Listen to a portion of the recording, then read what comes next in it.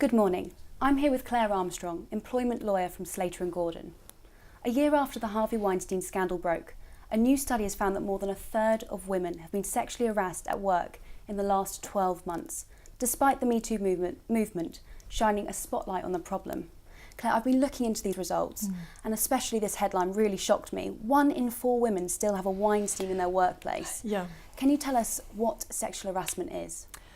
Sexual harassment is any conduct or behaviour that takes place in the workplace that is of a sexual nature and makes you feel belittled, demeaned, generally creates a hostile environment for you. And it's about how that behaviour makes you feel. So it may be that the harasser hasn't intended to make you feel that way, but if it does genuinely make you feel, demeaned, and it's reasonable for you to feel that way, then that will be sexual harassment. Okay, thank you. Can you tell us a little bit more about the report and why it was actually commissioned? So the report that Slater Gordon has commissioned, it has been done a year after the whole outbreak of the Harvey Weinstein scandal. Obviously there has been a lot of sexual harassment in the press. There's been a great upsurgence in the MeToo movement. There's been a lot more women speaking out about sexual harassment experiences that they have had. So what we really wanted to do was go back to women in the workplace and ask them, were they still experiencing sexual harassment? And the survey results showed that very sadly, yes, they are. There was a third of women that we surveyed said that they had experienced sexual harassment in the workplace in the last 12 months only. So I think that's a really high proportion. Shocking. Yeah, it is still pretty shocking. And very sadly, only 1/5 of the women who had experienced sexual harassment had reported it. Considering there's so many high profile cases like the Weinstein one, why do you think the numbers are still so high?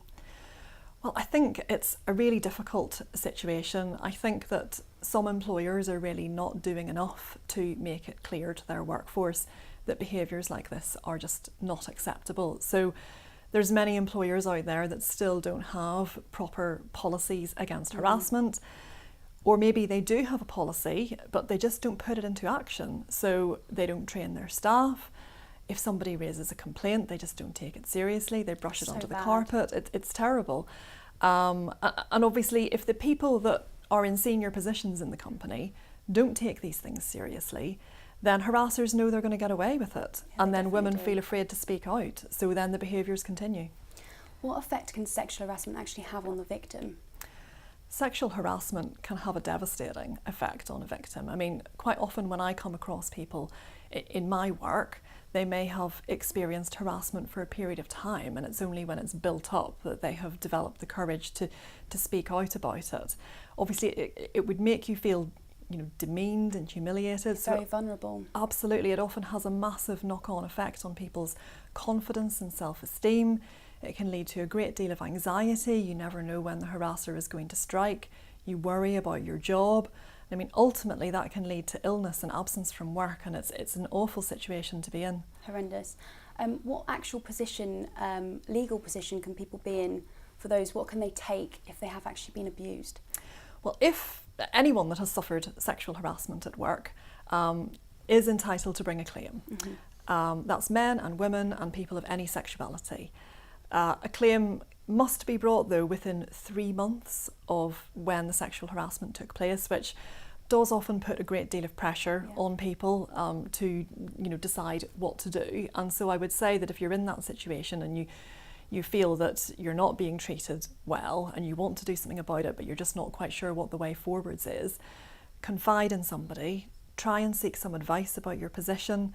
And of course, if you approach any of us at Slater Gordon, we'll be more than happy to guide you through the process and your options. What advice would you give someone who's actually scared and intimidated at work to seek that help? For example, it's their boss doing it to them.